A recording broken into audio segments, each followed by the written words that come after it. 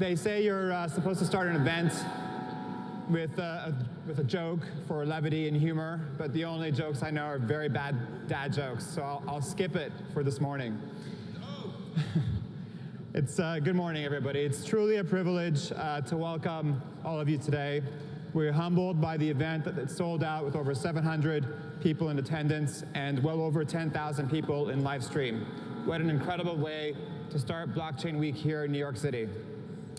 I would like to invite everybody here to look around you. The architect of this building we find ourselves in today was designed by a man by the name of George B. Post. Mr. Post not only built this beautiful building 150 years ago, but he also was the architect behind the world-famous New York and Brussels Stock Exchange buildings. Mr. Post is also responsible for building the tallest building in New York at the time, the 20-story New York World Building. That building has since been demolished, giving rise to taller and taller buildings which now grace the New York City skyline. Our vision at Fluidity is in connecting the worlds of old and new finance and to continue being the bridge between the two ecosystems as we move forward. Legacy finance has a rigidity to it. The future of finance is about fluidity.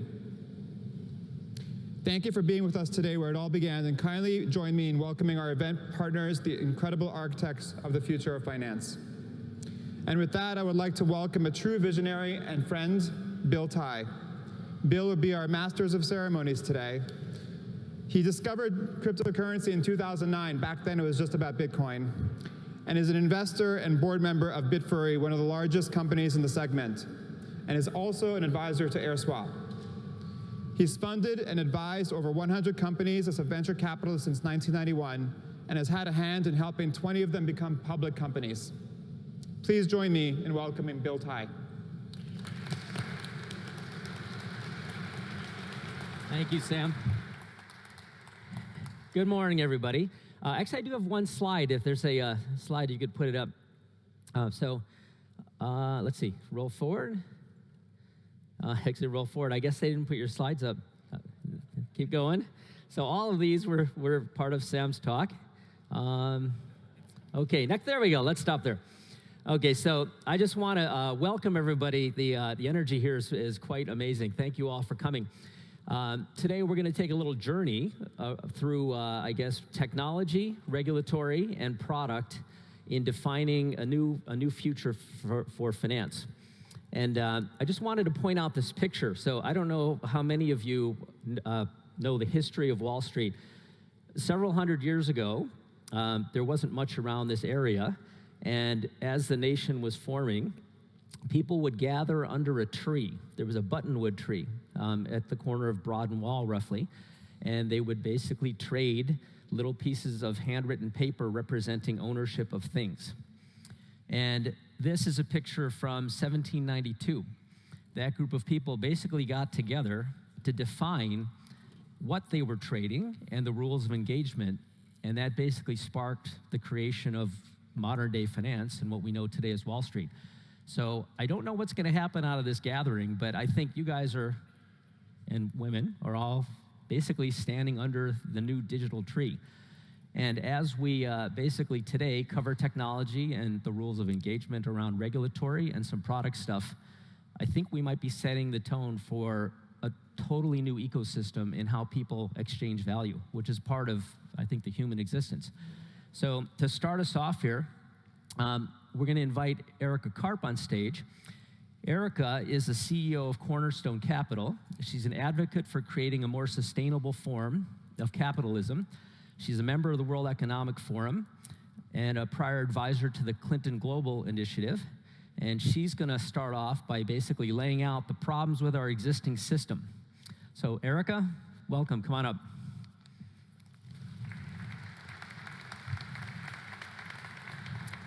Thank you. I'll tell you what one of the problems of the system is. Take a look at this building, this gorgeous, amazing building. But that vault kind of looks like an ark, where you might put the covenant, like the Bible. And so that structure is really what happened with money. All right, people started to think that money was a religion, and they started to pray to it, and they started to lose an understanding of the value of money. Money is a tool, and it can be used for really great things, and it can be used for incredible destruction. And in the past many decades, that's what it was used for. So let's talk about what's messed up in finance and in capitalism. It's messed up that we need to spend $1.5 trillion a year to transform our energy system to alternatives. Right now, we're only spending about $500 billion on alternatives a year. That's messed up. More money needs to flow to fix issues with climate change. It's messed up that only 1% of venture capital money goes to women. That's messed up. Access to capital, access to education, access to healthcare, access to broadband, access to energy, access is messed up. And a lot of it relates to finance and the flow of capital. It is messed up that investment banks can make money by helping their clients slice the tops off of mountains to get to coal and destroy the environment. That's messed up. And it's messed up that we have plastic islands, plastic oceans the size of Texas in the seas. And people are making money by getting stuff thrown in there. All of these things are incredibly messed up. All right, and this is because the investment process at the vast majority of those who control the assets is not taking into account systematically the most important environmental, social, and governance factors that go into an investment process. All right, ESG, environmental, social, and governance. The integration of those factors into the investment process of everyone. Chief investment officers, portfolio managers, and analysts, and strategists, and companies. Those factors which absolutely contribute to the long-term economic outcomes, all right, that investors experience, that the world experiences. The fact that those factors are not integrated into investment process is hugely messed up. And I'll tell you what else is messed up. The fact that the assets that are owned by you, by individuals, by families, by foundations, by pensioners, the fact that the people who are managing the money there don't systematically integrate environmental, social, and governance factors and get paid a lot of money to do that, really messed up. And by the way, the Department of Labor, which oversees the management of pension assets, the fact that the Department of Labor doesn't understand that integrating these ESG factors is critical is really, I mean, it's obscene, all right? Because not looking at these factors is a breach of fiduciary duty. And this comes from someone who's been 25 years as a director of research on Wall Street. So there's a lot of stuff that's messed up. Another thing that's messed up is the extent of the concentration of economic power in the corporate sector. Okay, just to give you a sense, 8% of all the revenues in the developed world companies, all right, 8% of all revenues and about the same number of all jobs are controlled by 1,000 companies. That's it, right? So that kind of economic power is unprecedented. So again, there's a lot of stuff that's challenging, but I can sit here and look at that and say, bummer, and then do my day job, right? Which, frankly, is what most people on Wall Street do.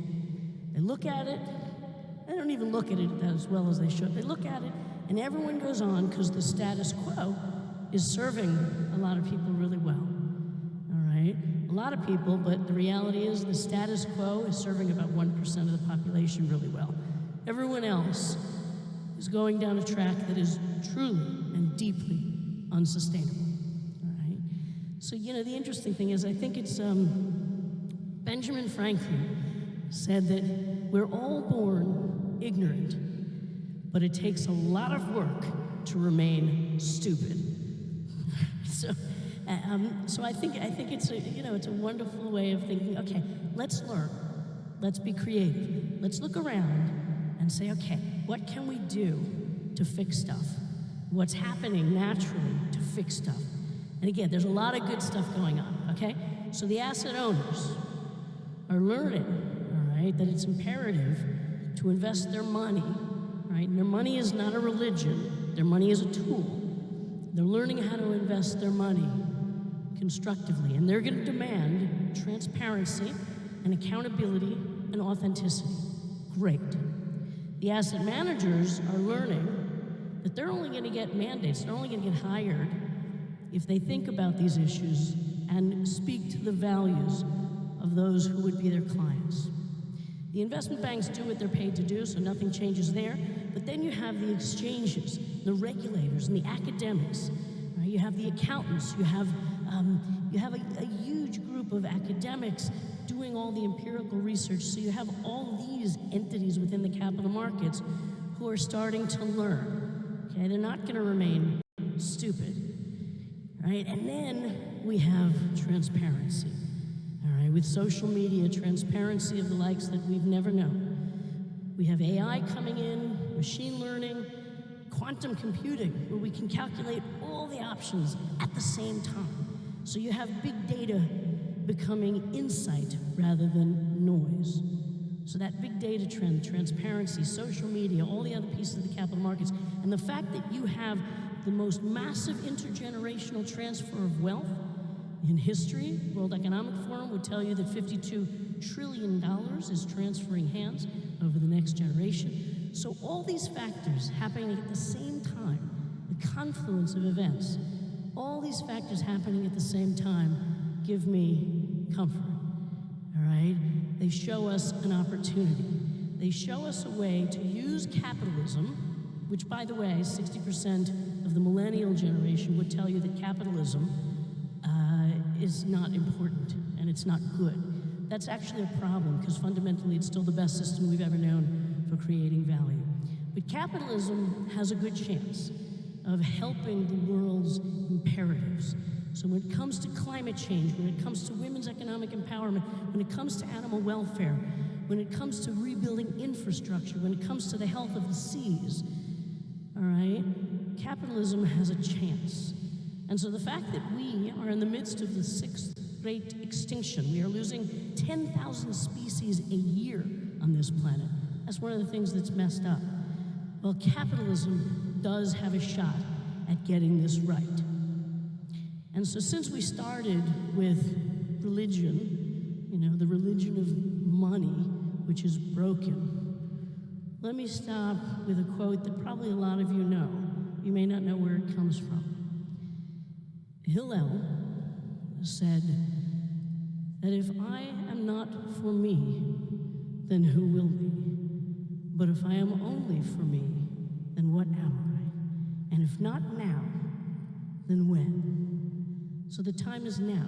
We can use money, we can use capitalism, we can solve the world's problems, we have the technology, we just need the force of will. And so people like me have that, and I hope that people like you do too. So thank you for giving me a few minutes. Today is going to be an awesome day.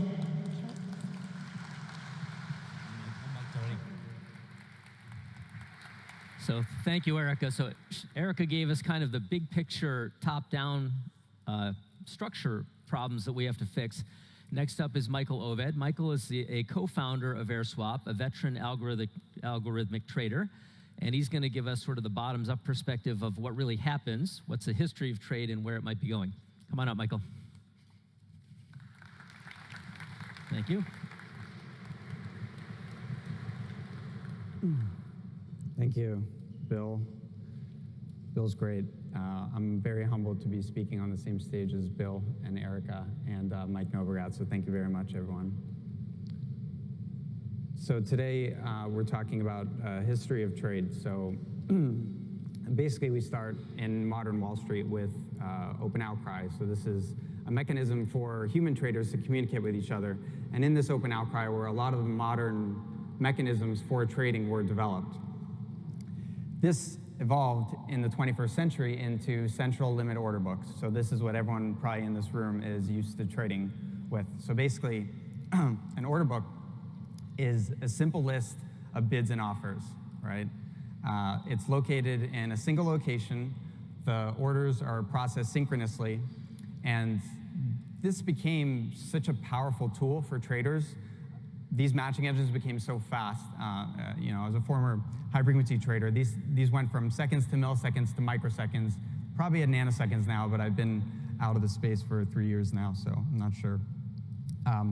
So the reason why these proliferated it's a very simple reason, is that computers are much better than humans at managing orders, right? You can have a computer manage 200,000 different strategies at the same time, whereas a human maybe could manage 10.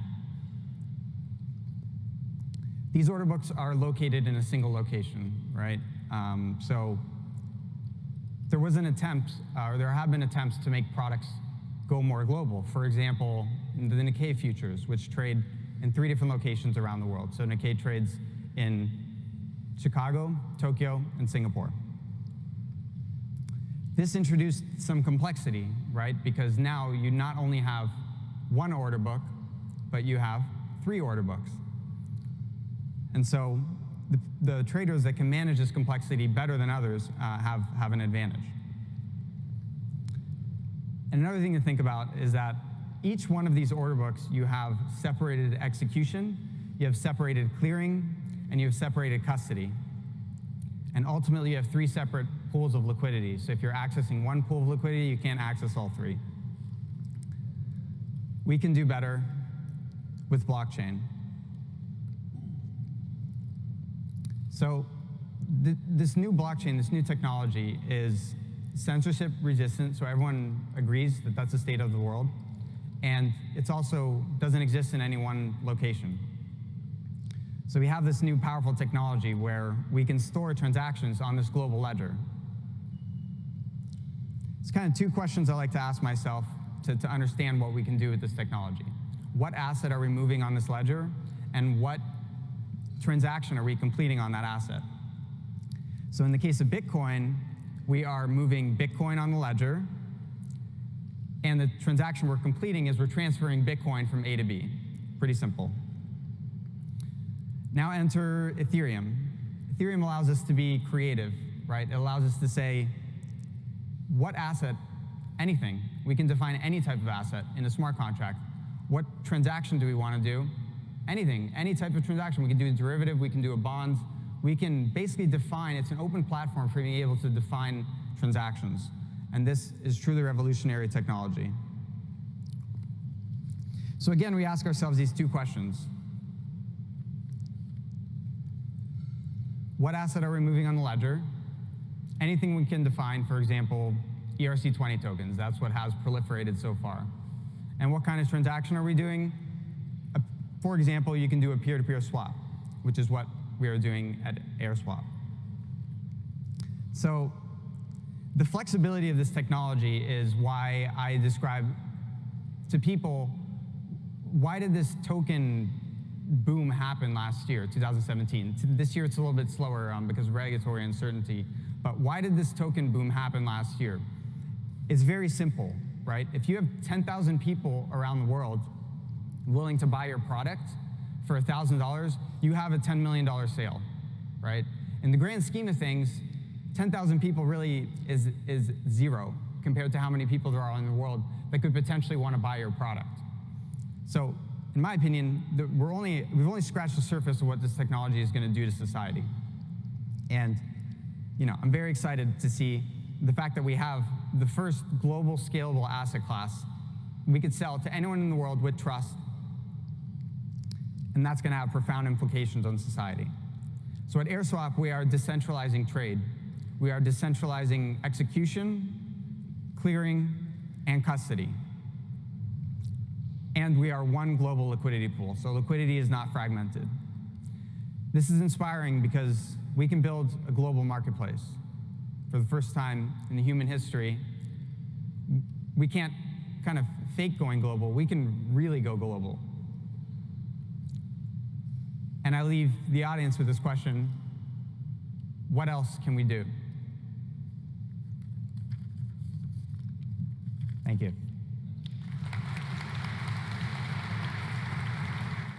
Oh, I'm good. Oh, leave this up here, okay. So, thanks, Michael. So Michael gave us kind of the granular view of all the little things that make up trading and where they might go as they get automated. So now we're going to step it back up to a little bit bigger picture. Really honored to introduce a friend and fellow board member, Michael Novogratz. Come on up here, Michael. So Michael, obviously, you know, former CIO, Fortress. He's one of the few guys that's been able to cross over both sides, you know, in the big old world, and now kind of a monster in the new one. One other story. So Michael, many people know he was a wrestler.